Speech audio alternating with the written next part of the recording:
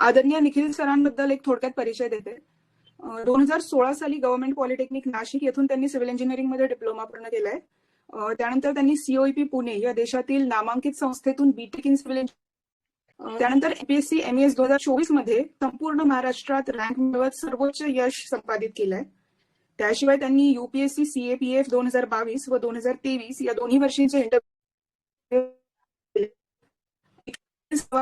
Civil engineering विद्यार्थी व स्पर्धा परीक्षेच्या उमेदवारासाठी एक जिवंत प्रेरणा आहे.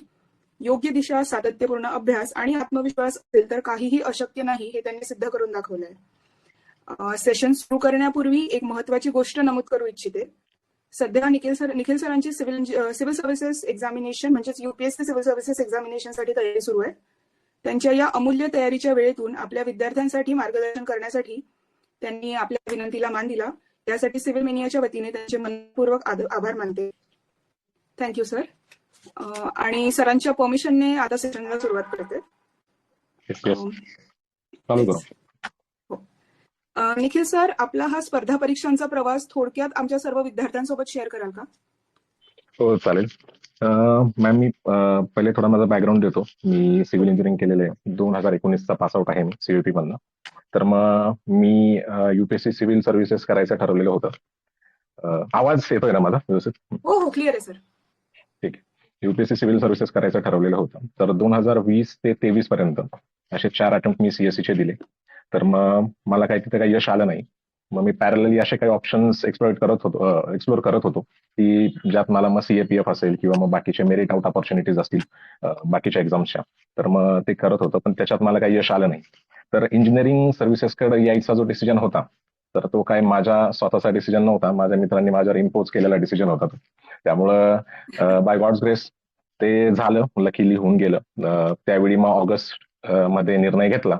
त्यावेळी पेपर अवघड गेलेला होता सीएपीएफचा. म्हटलं आता जाऊ द्या, आता प्रिलिम्स पण निघालेली नाहीये या वर्षाची यूपीएससीची. म्हटलं मग करायला काय आपल्याकडे काहीच नाहीये. तर मित्र बोलले की नाही, मग 4 महिने आपल्याकडे आहे, तर आपण व्यवस्थित काहीतरी करू शकतो. आणि थोडं सिव्हिल चांगलं होतं माझं. डिप्लोमा जेव्हा नाशिकमधनं जीपी नाशिकमधनं जेव्हा मी पासआउट झालो तेव्हा मी महाराष्ट्रात 5 होतो. इथं पण सीजीपीए सीयूपीला चांगला कॉम्पिटेटिव्ह सीजीपीए माझा होता. तर मग असं काही नव्हतं की काही येत नव्हतं. पण मग इंजिनिअरिंग पूर्ण विसरलेलोच होतो.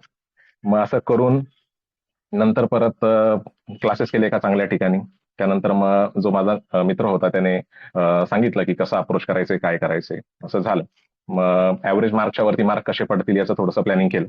आणि लकीली ते पहिले E2 म्हणून सिलेक्शन झालं आणि तोच अभ्यास पुढं कामात आला. मग त्याच्यानंतर मग 9 मेला हा रिझल्ट लागला. 9 मे पर्यंत मी तर शुअर नव्हतो होईल की नाही होणार. 18 मेला ही दुसरी मेन्स होती आणि मग ती मेन्स दिली आणि त्याच्यानंतर मग असं मी म्हणेल की लकच मानतो मी जास्त. त्याच्यानंतर मग याच्यामध्ये रँक 1 आला. मग अशी थोडीशी जर्नी होती की नाही याच्यातून काहीतरी प्रोडक्टिव्ह काहीतरी बाहेर आलं. प्रोडक्टिव्ह म्हणजे सर तुमची रँक बघितल्यावर लक पेक्षा मला वाटतं हार्डवर्कची पण तेवढीच एक सोबत होतीच. हा, हार्डवर्क होतं.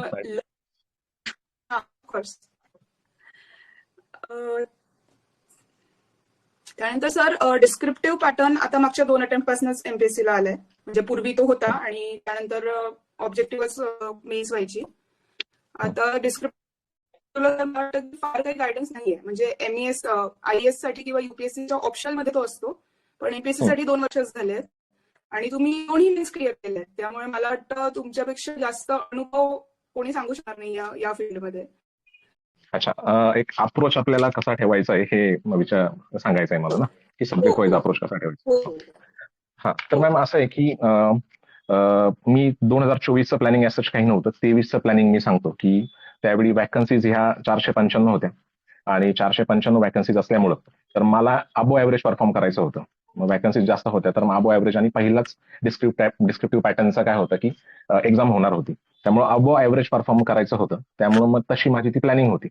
आणि त्याच्यात मग मी असं केलं की त्यावेळी मी अटेम्प्ट मॅक्सिमायझेशन केलं आणि ह्यावेळी चेंज केलं का थोडंसं प्रिसिजनकडे आलो. असं केलं 2024ला. तर सब्जेक्ट वाईज अप्रोच माझा त्यावेळी असा होता की मी पेपर 1चं बोलतो पहिले. पेपर 1 मध्ये माझ्या मित्राने मला सब्जेक्ट प्रायोरिटाईज करून दिले होते की हेवी वेटेज आणि लाईट वेटेज असलेले सब्जेक्ट्स. तर हेवी वेटेज असलेले सब्जेक्ट्स म्हणजे कुठले की ते कव्हर करायला वास्ट आहे आणि एक्झाम मध्ये पण ते जास्त मार्कांना रिफ्लेक्ट होत आहे. तर त्यात मग सॉम असेल, त्यानंतर मग टॉस असेल, स्ट्रक्चरल अनालिसिस आहे, त्यानंतर आरसीसी स्टील, प्रिस्टेस कॉन्क्रीट असे सब्जेक्ट आहे. तर यात अप्रोच मी असा ठेवला होता की प्रत्येक सब्जेक्ट काय करायचं आपल्याला कव्हर करायचंय. असं नाहीये की हा डिफिकल्ट जातोय म्हणून हा सोडून द्यायचा आहे. प्रत्येक सब्जेक्ट मी काय केला मग कव्हर केला. कव्हर केल्यानंतर मग त्या सब्जेक्ट्समध्ये थोडंसं सब कॅटेगरायझेशन केलं सब टॉपिक्सचं, की इझी कोणते होते, मॉडरेट कुठले होते, डिफिकल्ट कुठले होते. आणि हे ठरवलं होतं की इझी आणि मॉडरेट तर सोडायचे नाहीये, कारण की हे सगळेच करणार आहे. आणि डिफिकल्ट डिफिकल्ट जे टॉपिक्स असणार आहे किंवा सब टॉपिक्स असणार आहे, तर त्यांच्यातलं आपल्याला ऍटलिस्ट पार्शल पार्शल गोष्टी तरी करूनच जायच्या आहे, जेणेकरून पूर्णच न करण्यापेक्षा पार्शल गोष्टी आपण केलेल्या कधी पण चांगले. आता सपोज स्टील स्ट्रक्चरमध्ये मला असं सजेशन भेटलं होतं की स्टील स्ट्रक्चर करूच नका तुम्ही, कारण की ते हेक्टिक होत जाणार आहे. तर मी तरी पण थोडंसं हे म्हणून की नाही नको, जर एखादं जर टप्प्यातला जर क्वेश्चन जर आला तर त्यामुळे रिवेटेड, बोल्टेड, वेल्डेड असे कनेक्शन्स मी असे न्यूमेरिकल्स मी काय करून ठेवले ते करून घेतले होते. आणि प्रिस्ट्रेस कॉन्क्रीट हा मला डिग्रीला पण नव्हता, डिप्लोमाला तर त्याचं काहीच नव्हतं. मग अशात करायचं काय, तर ह्या केसमध्ये मी काय केलं, मग पूर्णच प्रिस्ट्रेस कॉन्क्रीट सोडण्यापेक्षा मग मी काय केलं की प्रिस्ट्रेस न सोडता त्याची थेअरी करू, आणि दोन्ही वेळी 10-10 मार्काला तो प्रश्न आलेला आहे. त्यामुळे मग असा अप्रोच होता की पूर्ण सब्जेक्ट प्रिपेअर करा, त्यानंतर त्याच्यातले सब टॉपिक्स कॅटेगराईज करा 3 डिफिकल्टी लेवलनुसार. ते डिफिकल्टी लेवलनुसार कॅटेगराईज झाल्यानंतर इझी मॉडरेट तुम्ही कराच, कारण की ते तुमचा कॉम्पिटिशनचा बेस आहे. आणि डिफिकल्ट सब टॉपिक्स पर्यंत रीच व्हा. हा माझा याचा पेपर 1चा हा अप्रोच होता. आता हा झाला की हेवी वेटेज सब्जेक्टसाठी झाला. लाईट वेटेज सब्जेक्ट हे काय लो हँगिंग फ्रुट्स आहे, की नॉर्मली आपण काय म्हणतो की ब्रिज आहे, नाही मला येतंय की मी करून घेईल हा ब्रिज इंजिनिअरिंग सब्जेक्ट. पण तिथं गेल्यानंतर जर असा डिरेक्ट एक प्रश्न येतोय की आणि विचारताय की classification of bridge on the basis of superstructure हे तुम्ही सांगा, तर तिथं तुम्हाला कुठेतरी गफलत होऊन जाते की अरे नाही, मग ऑन द स्लॅब लेवलवर विचारलंय की मग सुपरस्ट्रक्चरच्या याच्यावर विचारलंय, मग तिथं कन्फ्युजन होतं. त्यामुळे हे लो हँगिंग फ्रुट्स हे क्वेश्चन पॉईंट ऑफ व्ह्यूने प्रिपेअर करा, तर जेणेकरून त्याचं एका लेवलला घ्या आणि तिथून काय करा, डीप डीप तुम्ही त्याच्यामध्ये जाऊ शकता. आणि याची परफेक्ट तयारी करा ह्या छोट्या सब्जेक्टची, कारण की हे तुम्हाला फिक्स मार्क देणार आहेत. याचा असं नाही की पूर्ण तुमचं अनालिसिस जर समजा चुकीचं गेलं तर तुम्हाला तिथं बायनरी मार्किंग शक्यतो ह्यावेळी बघायला भेटली, बायनरी मार्किंग. तर मग त्यामुळे मग तुम्ही लाईट वेटेड सब्जेक्ट्सला पण काय करा की हलक्यात घेऊ नका, कारण की हे तुम्हाला खूप रिटर्न्स जास्त देणार आहे. तसाच तो सब्जेक्ट पण आहे की numerical methods in civil engineering. त्याच्यामध्ये काहीच करायचं नाही, तीच गोष्ट करायची आहे, तेच इक्वेशन आहे, 5-6 मेथड आहे, त्याच्याने सोडवायचे आहे.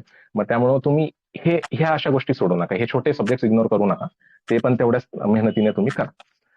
तर मॅडम हा पेपर 1चा असा अप्रोच होता, कारण की याच्यामध्ये 70% न्यूमेरिकल येतात, 30% थेअरी येते. तर पेपर 2चं माझं थोडंसं वेगळं होतं. तर पेपर 2ला मी काय केलं होतं की ह्यावेळी फक्त थेअरीच केली होती, यावेळी काही केलेलं नव्हतं. तरी पण 5 मार्काला एक न्यूमेरिकल येऊन गेलेला होता, व्हेंच्युरीमीटर की ऑरिफिसवर असा काहीतरी न्यूमेरिकल होता.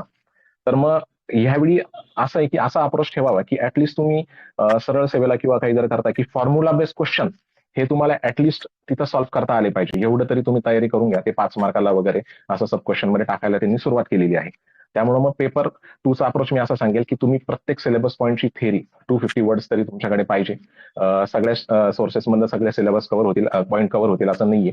तुम्ही नंतर नेटचा वापर करा, त्याच्यातनं तुम्ही नोट्स काढा, आणि जेणेकरून मग अनकवर्ड टॉपिक्स पण तुम्हाला काय करता येईल, कव्हर करता येईल. त्यामुळे थेअरी प्लस सुपरफिशियल लेवलला तुम्ही न्यूमेरिकल्स करा. मग असा दोन्ही पेपरचा अप्रोच आहे माझा, सब्जेक्ट वाईज अप्रोच राहील.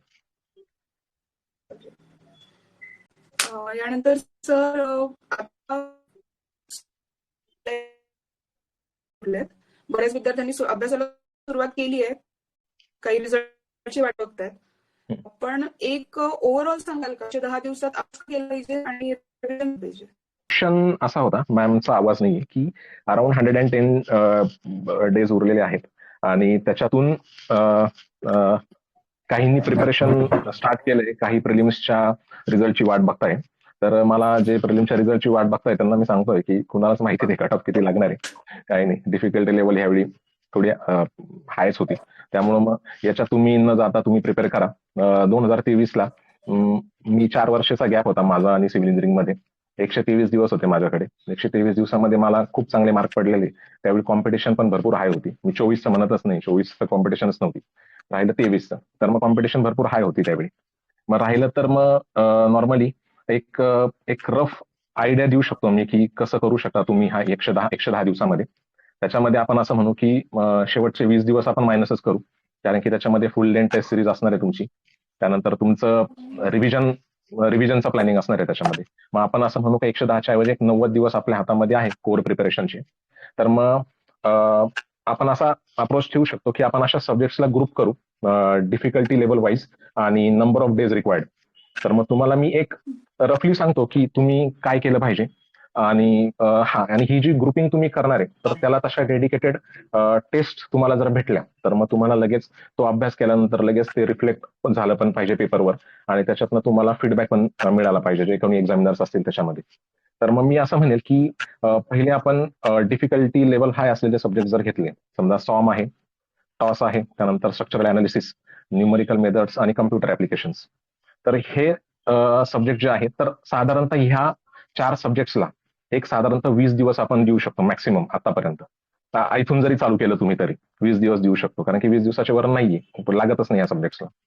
मग त्यानंतर समजा काही काही सब्जेक्ट्स आहे की थोडे इंटरेस्टिंग आहे, थेअरी आहे, थेअरीच आहे जवळपास, सर्वे असेल, ट्रान्सपोर्टेशन इंजिनिअरिंग असेल, त्यानंतर एन्व्हायरमेंटल इंजिनिअरिंग आहे. तर मग तुम्ही याला एक आठवड्याभराचा टाइम द्या, एक 6 दिवसाचा टाइम द्या.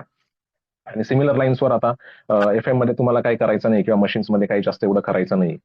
टनेल थेरी आहे, इस्टिमेशन थेरी आहे, तर ह्या 4 F M, fluid mechanics, machines, tunnel आणि त्यानंतर मग इस्टिमेशन अँड कॉस्टिंग, तर याला तुम्हाला 7 दिवसाचा टाइमिंग द्या.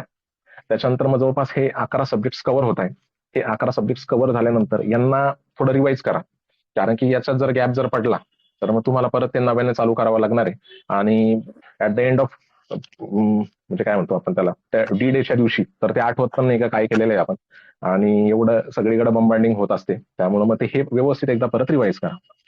मग त्यानंतर आपण डिझाईनचे सब्जेक्ट्स घ्यायचे की त्याच्यामध्ये आरसीसी असेल, आरसीसी 1-2 त्यांनी कॅटेगराईज केलेलं आहे. त्यानंतर मग डिझाईन ऑफ स्टील स्ट्रक्चर्स आहे, आणि त्यानंतर सॉइल मेकॅनिक्स. तर हे बऱ्यापैकी टाइम लागणारे सब्जेक्ट्स आहे. डिझाईन होऊ शकतं लवकर, सॉइलला थोडासा वेळ लागेल. तर मग याला 12 दिवसाचं तुम्ही नियोजन करा. त्याच्यानंतर मग राहिलेल्या सब्जेक्ट कुठले आहे की ब्रिज, त्यानंतर मग कन्स्ट्रक्शन अँड प्रोजेक्ट मॅनेजमेंट आणि कॉन्क्रीट टेक्नॉलॉजी. तर हे थोडंसं थेरी असल्यामुळे याला टाइम लागतं डोक्यामध्ये जायला. तर मग थोडं याला पण एक आठवड्याचा टाइम दिला तरी इनफ आहे. आणि त्यानंतर मग बिल्डिंग कन्स्ट्रक्शन आणि मटेरियल, जे की याला रोजच पाठ करायचं आहे, याला ऑप्शनच नाहीये काही. तर मग त्यावेळी तुम्ही याला 7 दिवसाचा टाइम द्या. तर असं एक 50 दिवसाचं नियोजन करू शकता तुम्ही. म्हणजे हे फर्स्ट सेटअपमध्ये किंवा नाही तुमची फर्स्ट रिडिंग होते ते जे जे कोणी आत्ता करणार आहे चालू ते त्यांच्यासाठी, बाकीचे तर काय वेळा हेडच असतील टाइमच्या, असं आहे.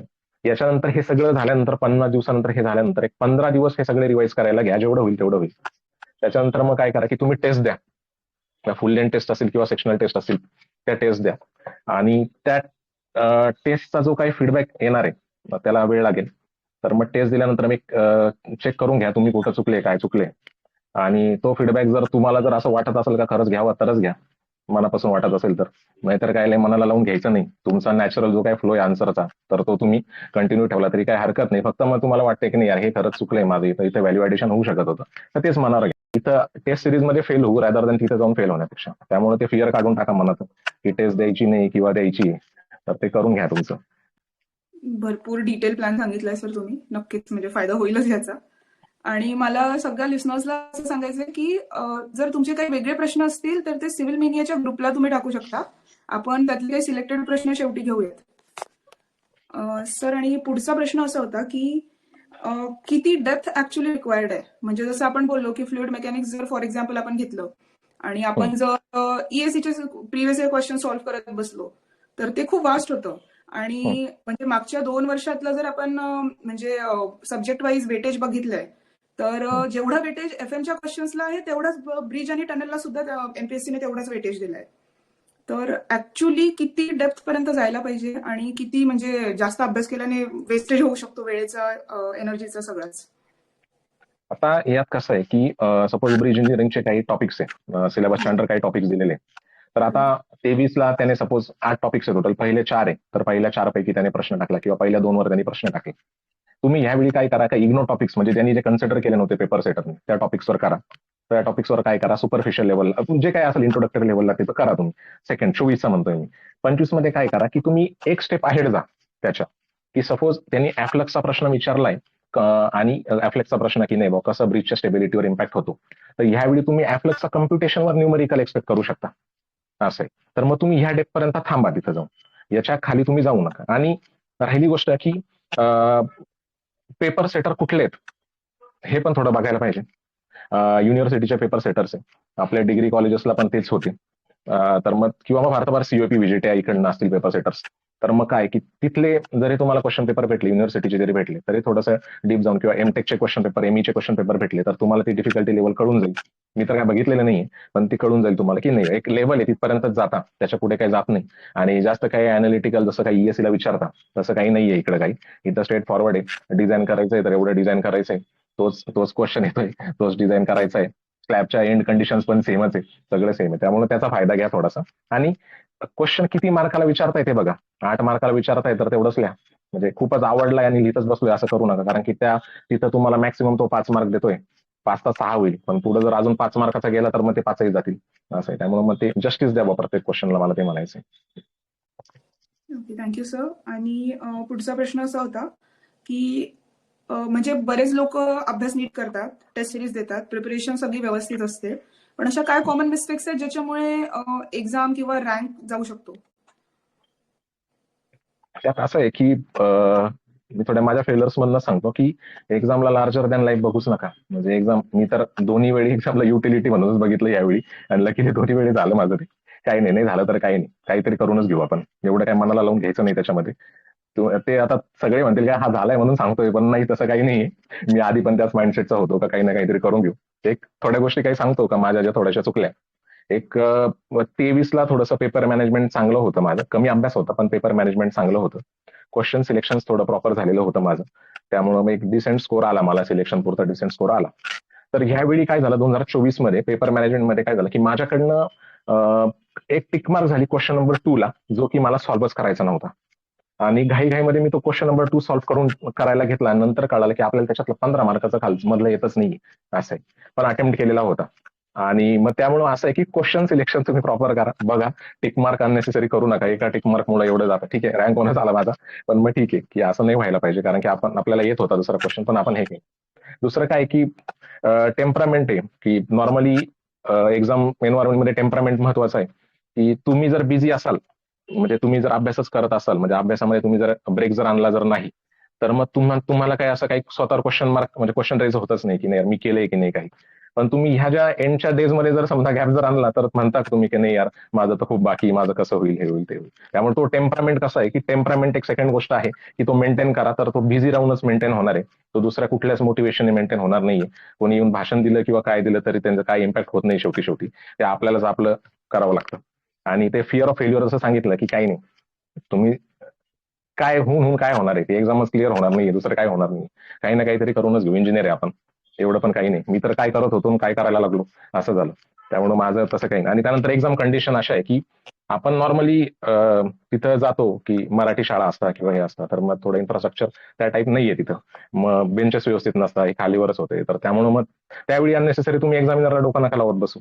किंवा अजून हे की स्वतःच काही ॲपरेटस घेऊन जा तिथं, की समजा रायटिंग बोर्ड असतील किंवा काय असेल ते घेऊन जा.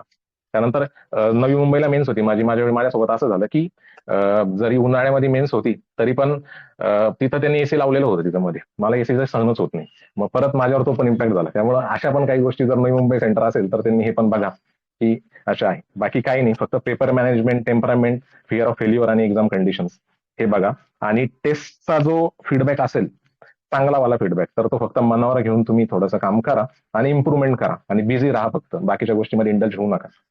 जे काय असेल तुमचं ते बाकीचं करा व्यवस्थित.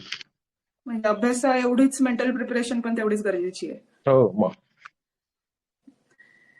त्यानंतर पुढचा प्रश्न असा होता की how to manage time, presentation आणि कॉन्टेंट? त्यात मी असं म्हणेल की सिलेबस पॉईंट आहे. तर सिलेबस पॉईंटवर तुमचं म्हणजे हे फिक्स पाहिजे की सपोज एखादा एक्झाम्पल घेतो मी. सपोज टनेल इंजिनिअरिंगचं एखादं एक्झाम्पल घेऊ की नाही यार मला टनेल बोरिंग मशीनवर एक्झाम्पल आम्हाला नोट आलेली. तर मग त्यावेळी काय करायचं की टनेल बोरिंग मशीनवर काय काय हे करायचं तुम्हाला, की एक तर पहिले त्याचं काय की इंट्रोडक्टरी फॉर्म मध्ये काय करायचं की इंट्रोडक्शन कसं लिहायचं की एक मेकॅनिकल इक्विपमेंट आहे वो, आणि सॉफ्ट सॉईल किंवा हार्ड सॉईलसाठी काय केलं जातोय तो यूज केला जातोय असं आहे. मग हे तुम्ही काय करा की तुम्हाला इंट्रोडक्शन मध्ये काय लिहायचंय, त्याच्यानंतर मग तिथं अबाउट मध्ये काय लिहायचंय, त्याचं कन्स्ट्रक्शन तुम्हाला एक्सप्लेन करायचं आहे. त्यानंतर मग त्याची डायग्राम असेल, त्याच्यानंतर मग त्याची वर्किंग प्रिन्सिपल किंवा ऍप्लिकेशन असेल, हे तुमचं बिफोर हँड रेडी पाहिजे. कंटेंट तुमचं जर बिफोर हँड रेडी जर असेल तर तुम्हाला तिथं ते प्रेझेंट करायला जास्त काही अडचण येत नाही. म्हणजे जर पाठांतर व्यवस्थित असेल तर मग तिथं व्यवस्थितच लिहायचंय. ते काय सिव्हिल सर्व्हिसेस सारखं नाहीये की बुवा विचार करा, हे करा आणि लिहा, असं काही नाहीये तिथं. जे पाठ केले तेच लिहायचंय, वेगळं काही करायचं नाहीये. त्यामुळे काय की टाइम सोबत रेस आहे, तर मग तुम्ही बिफोर हँड रेडी राहा की नाही, जर हा प्रश्न आला किंवा हा सिलेबस पॉईंट आला तर मला हे ह्याच्यामध्ये टाकायचंच आहे. इथपर्यंत थोडंसं रेडीनेस पाहिजे आपला, या लेवलची प्रिपरेशन पाहिजे आपली त्याच्यामध्ये. आता अजून एक होतं की सपोज एनर्जी डिसिसिपेशनवर सपोज एखादा जर क्वेश्चन जर विचारलाय त्यांनी, तर एनर्जी डिसिसिपेशन मध्ये काय पाहिजे की कन्सेप्ट पाहिजे, त्यानंतर मेकॅनिझम काय बुवा एनर्जी डिसिसिपेशनचा, त्यानंतर मग एनर्जी डिसिसिपेशन इक्विपमेंट किंवा मग स्ट्रक्चर्स काय काय असं पाहिजे, मग त्यांच्या डायग्राम्स रेडी पाहिजे. म्हणजे याच्यात होलसम अप्रोच कव्हर झाला. उद्या तो 8 मार्काला विचारला की एनर्जी डिसिसिपेशन एक्सप्लेन करतं, तेवढं करा. आणि जर समजा स्ट्रक्चर्स जर मेन्शन केलं तर मग हे पूर्णच तुम्ही 15 मार्काला किंवा 10 मार्काला एक्सप्लेन करू शकता. त्यामुळे काय की कंटेंट असलं तर मग प्रेझेंट करता येतं आणि टाइमचा काही इश्यू येत नाही, असं मला असं वाटतं. जर पाठांतर असेल तर 3 तास म्हणजे भरपूर वेळ आहे, 3 तास. म्हणजे तिथे वेळेवर जाऊन विचार करण्यापेक्षा प्रिपेअर करतानाच यावर प्रिपेअरच हो क्वेश्चन हो आला तर मी कसं लिहेल असं तसं प्रिपरेशन लिहिलं. असलं पाहिजे. हो हो हो. आणि एक मला सांगायचं आहे की आपण टाइमचं म्हणतो, एक थोडंसं व्हॉल्यूम बेस जर आपण विचार केला टाइमचा, तर मला मित्राने सांगितलं होतं की 70 मार्क्स पर आवर. हा म्हणजे एवढं तुझं कव्हर झालंच पाहिजे असं. मग मी नॉर्मली क्वेश्चन नंबर 1 आणि त्यानंतर दुसरा जो असेल तर मग टार्गेट ठेवायचं की हे दोन 80 मार्काचे कव्हर झाले पाहिजे माझे 1 तासामध्ये असं. तर मग असं 70 मार्क्स पर आवर रफली एक करू शकता तुम्ही. अच्छा, म्हणजे त्या 3 तासाचं तुम्ही आधीच प्लॅनिंग केलेलं. हो हो 70 मार्क्स पर आवर असं प्लॅनिंग होतच माझं. त्यानंतर तुम्ही बऱ्यापैकी पॉईंट्स कव्हर केले आहेत. तरी एक प्रश्न आहे की how to prepare when syllabus feels vast and time is limited. जसं आपण बोललो की 110 दिवस आहे, सिलेबस खूप वास्ट आहे. आता ते कसं आहे, माझ्या याच्यात वर्क झालं म्हणून सांगतोय की मी तर पहिले सिलेबस कव्हर केला, एकदाच कव्हर केला. त्याच्यानंतर मग काय केलं की क्वेश्चन सॉल्व्ह केले, व्हरायटीचे क्वेश्चन सॉल्व्ह केले मी व्यवस्थित. आणि ह्या केसमध्ये असं करू शकता, कारण की आता बऱ्यापैकी सिव्हिलचेच मुलं आहे, मी काय आधी सिव्हिलचा नव्हतो, त्याच्यामध्ये असं करू शकता की डेली प्रॅक्टिसला जर काही जर असे रॅन्डम क्वेश्चन्स किंवा कोणी जर देत जर असेल, हा यांनी पण केलेलं आहे डेली प्रॅक्टिस क्वेश्चन्स म्हणून, डीपीक्यू काहीतरी का डीपीपी काहीतरी यांनी मला सांगितलं होतं. तर ते एक मस्त वाटलंय मला. त्याच्यामध्ये पण त्यांनी बऱ्यापैकी कव्हर केलेलं होतं, ते एक आहे. आणि टेस्ट सिरीज जर लावली तर टेस्ट सिरीज मध्ये काय होतं की आपण जर हे केलं तर मल्टिपल सब्जेक्टचे ऍट अ टाइम बंबार्डिंग आपल्यावर होणार आहे. तर ते टॉपिक्स रिव्हर्स इंजिनिअरिंगनी तुम्ही कव्हर करू शकता की नाही झालेलं अनटच पार्ट असेल काही, किंवा मग जे काही रेग्युलर रिपीटेड टॉपिक्स असतील जे की टेस्ट सिरीज मध्ये विचारता, तर तसं कव्हर करू शकता. तर मग एक टेस्ट सिरीज एक ऑप्शन आहे आणि डेली प्रॅक्टिस क्वेश्चन तुम्ही करू शकता. हे काय की ती दी अदर वे याचा. बाकी अभ्यास करून जाच तुम्ही, पण मी असं म्हणेल की टेस्ट सिरीजला तुम्ही असं पण रिव्हर्स इंजिनिअरिंग यूज करून कव्हर करू शकता. मी इथे सांगू इच्छिते सर की सिव्हिल मेनिया म्हणजे आपले हो एक टेस्ट हो सिरीज हो सुरू करतायत. हा, हो. MES mains 2025. त्यामध्ये काही सेक्शनल ओके टेस्ट आहेत आणि काही फुल टेस्ट आहेत. ओके. तर एक म्हणजे तुम्ही काही 2 ओळींमध्ये इम्पॉर्टन्स सांगू शकता का की टेस्ट सिरीज किती हेल्पफुल असू शकते एक्झाम डे साठी? हा, आता मी बोललो की पेपर मॅनेजमेंट मी हे सगळ्यात पहिले बोललो, कारण की माझे जवळपास पेपर 1लाही गेला एक क्वेश्चन, पेपर 2ला पण गेला. म्हणजे माझा तिथं कमीत कमी 8 मार्कांचा लॉस झालेला होता. तर मला काय म्हणायचं की हे पेपर मॅनेजमेंट इथंच का, आणि इथं मी तो हे पण बोललो होतो की तिथं जाऊन फेल होण्यापेक्षा इथं फेल व्हा, इथं तुम्हाला कळेल. आणि त्या फिअर जर एकदा गेले ना तर काही वाटत नाही. 3 तासाचा पेपर व्यवस्थित तुम्ही लिहू शकले ना इथं, तर मग ते काही वाटत नाही. तर मला असं म्हणायचं आहे की जा कंटिन्युअस इव्हॅल्युएशन मध्ये राहता तुम्ही, आणि तुमच्या जो कोणी मेंटर असेल त्याला तुम्ही अकाउंटेबल असता. 4 वेळा विचारू शकता की नाही काय चुकलंय माझं, किंवा मी याच्यात काय केलं पाहिजे. कारण की इथं सगळे ऑफिसर्स आहे, माझ्या पेक्षा पण चांगले चांगले मोठे लोक आहेत तिथं बसलेले. पण मग ठीक आहे, त्यांनी मला बोलवलं. तर मग आहे तर क्वालिफाईड लोकांकडनंच करा, मला असं म्हणायचं आहे की जे ते क्षेत्रामध्ये आहे बऱ्यापैकी. आणि तुम्हाला ते real time market, real time जे काही चाललेलं आहे एमपीएससी मध्ये किंवा इकडं, तर त्याच्याशी कायम अपडेटेड असतात ते. तर मग तुम्ही टेस्ट सिरीजचा चांगला विचार करू शकता. आणि त्याच्याही पेक्षा चांगला अजून काय की डेली प्रॅक्टिसचे जे क्वेश्चन्स आहेत, तर तो इनिशिएटिव्ह मला यांचा सगळ्यात जास्त आवडलेला आहे की डेली प्रॅक्टिस चांगलं, ते खूप चांगलं आहे. आणि टेस्ट सिरीज तुम्ही काय करा की जसं मी तो प्लॅन सांगितला की 20 दिवसानंतर वगैरे, तर कदाचित त्यांचा आणि तो माझा सेम अलाइन झालेलाच आहे. तर मग त्यामुळे तुम्ही करू शकता तशी टेस्ट सिरीज लावून घ्या तुम्ही. आणि त्यानंतर फक्त मग काय की वेळेवर करा त्या टेस्ट, रिलिजियसली द्या तुम्ही, नाहीतर लावायसाठी असं करू नका, व्यवस्थित करा. Thank you sir. आणि आता सेशन सरते म्हणजे स्वतः शेवटी तुम्ही काही जनरल टिप्स देऊ इच्छिता का सगळ्या ऍस्पिरंट्सला? तर स्ट्रेस रिलेटेड काही जनरल टिप्स तुम्ही दिल्या तर खरंच हेल्पफुल असेल. माझं असं आहे की तुम्ही रिस्क घेताय कॉम्पिटेटिव्ह एक्झामिनेशनची, तर मग काय का तेवढा सिरियसनेस पण ठेवा. असं आहे. त्यानंतर मग हेज करा अपॉर्च्युनिटीज तुम्ही, की तुम्हाला सपोज ह्या एक्झामच्या पण पॅरलली अजून कुठले ऑप्शन्स आहेत हे पण तुम्ही साईड बाय साईड देत राहा, कारण की ही 2 वर्षाची सायकल होऊन जाते. असं आहे. त्यामुळे मग तुमचा प्रिलिम्स द्याल, मेन्स द्याल, रिझल्ट द्याल, तर मग ते एक करा. त्यानंतर मग असं आहे की आता मी थोडंसं चालू केलेलं आहे योगा आणि मेडिटेशन. आधी नव्हतं खरं, पण मग आता चालू केलेलं आहे. ते करू शकता तुम्ही चांगल्या प्रकारे. आणि राहिलं तर मग थोडी झोप चांगली घ्या. त्याचे साईड इफेक्ट्स मला आता जाणवायला लागलेले आहेत, त्यामुळे मग तेवढं तुम्ही करा. पण मग एक आहे की कंटिन्यू प्रिपरेशन मध्ये राहा. इथं जर आलाय तर इथून काहीतरी चांगलं घेऊनच जा मग. असं आहे. आणि प्रत्येक पेज जर वाचताय तर स्वतःला त्या पेजच्या एंडला सांगा की नाही यार आपण खरंच वाचलंय की नाही वाचलंय, जस्टिस दिली की नाही त्या पेजला, एवढं राहा. आणि नॉर्मली एक थोडी पर्सनल गोष्ट आहे, माझी मम्मी आता अर्धी सिव्हिल इंजिनियर तरी झालेली आहे. कारण की माझी मम्मी मला रोज विचारायची की आज काय केलं, मी त्याला सांगायचो की नाही हे केलं ते केलं. तर असं कोणीतरी पॅरेंट्स असतील, मित्रमैत्रिणी असतील, त्यांना तुम्ही अकाउंटेबल राहा, कारण की याच्यामध्ये गरजेचं आहे. म्हणजे तुम्हाला उद्या जवळचे लोकच क्वेश्चन करणार नाही का तू काय केलं किंवा तू काय केलं नाही असं. त्यामुळं बाकी काही नाही, बस एवढंच होतं माझ्याकडनं. बरोबर सर, तुम्ही सुरुवातीला बोलले की तुम्ही सिव्हिलमध्ये नव्हते आणि हा लक फॅक्टर म्हणा किंवा म्हणजे तुम्ही असं सगळं बोलले. पण आता सेशन झाल्यावर तुमचं जेवढं इन्साइट बघितलंय की प्रत्येक सब्जेक्टचं तुम्ही किती डीप अनालिसिस केलंय आणि एक्झामला किती जवळून बघितलंय, त्यानंतर मला वाटतं हे हार्डवर्कच जास्त होतं. आता शेवटी आपण आपल्या अमूल्य तयारीच्या वेळेतून विद्यार्थ्यांना मार्गदर्शन करण्यासाठी इथे आलात, त्याबद्दल सिव्हिल मेनियाच्या वतीने आपले मनपूर्वक आभार मानते. आपले अनुभव, स्पष्ट मार्गदर्शन निश्चितच विद्यार्थ्यांसाठी अत्यंत उपयुक्त ठरणार आहे. आणि आता पुढचा एमपीएससीचा रिझल्ट आला की बरेच विद्यार्थी सांगतील की निखिल सरांच्या गायडन्समध्ये आम्ही अभ्यास केला आणि रँक मिळवलाय. अरे थँक्यू. नक्कीच अपेक्षा ठेवते आणि थँक्यू सर. आता थँक्यू. येस.